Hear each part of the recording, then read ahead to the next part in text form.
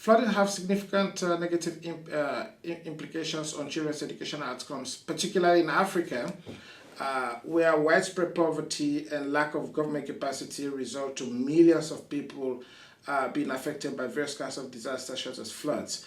Particularly for children, it's even bigger because a lot of children are being displaced when there are floods.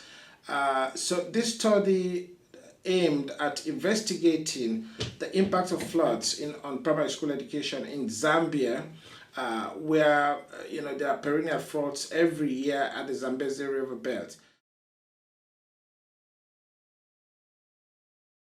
What we did was, well, the research was going to be a qualitative one. It's a qualitative research, but we also brought in some quantitative methods on it because we wanted to find out the real impact of floods on primary school education. So we did qualitative research, interviewing people using all kinds of techniques, but we also wanted to find out exactly what are the implications on educational outcomes, looking at different indicators like a dropout rates, repeating rates. We also wanted to know the performance of children in primary school.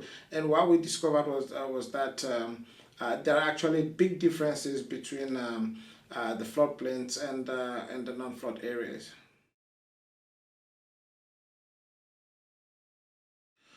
Well, from the literature I've read, I know that there have not been much research on the impact of floods on primary school education globally, and particularly in Africa.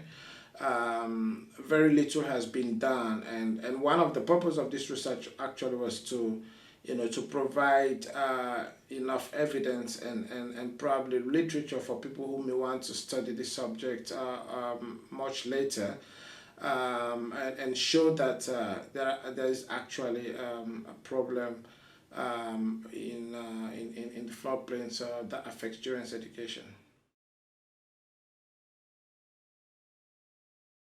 Well, what we found out was that in the floodplains, the educational outcomes are very low. Uh, Less children are being enrolled in primary school. The dropout rates are very high. Repeating rates are very high. The performance, the overall quality of education, it's very low. That's one of the main results. We also looked at the vulnerability factors. How people land themselves vulnerable, and we discovered that there are so many factors that make the people vulnerable, that land, their culture, their traditional traditional endowment in the community. That's one of the factors that make them vulnerable. uh, the people are also, the political structures are very weak, they are very poor, they are being neglected. These are all factors that make them vulnerable. Early warning systems, that will inform the people about the floods, are not functioning very well. So these are some of the things that make them vulnerable. But irrespective of that, of course, they have ways of coping.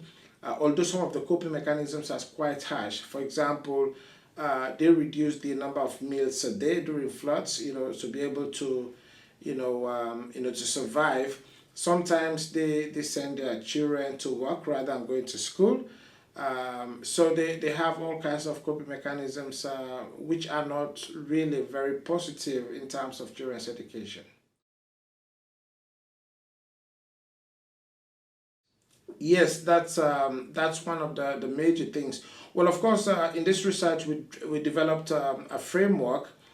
In that framework, we looked at the factors within the community, which are the risks and the way they cope. And our aim is to build resilience for primary education in the floodplains. There are different measures to do that, building institutions, developing capacity within the community. But of course, these things don't all just happen on their own. They need to be supported. So the actors, therefore, will be the community themselves. You need the government in a major way, and the development partners. So if all of these actors are ready to support, the various measures that need to be put in place, then irrespective of the risks involved, we believe that education in the floodplains will be more resilient.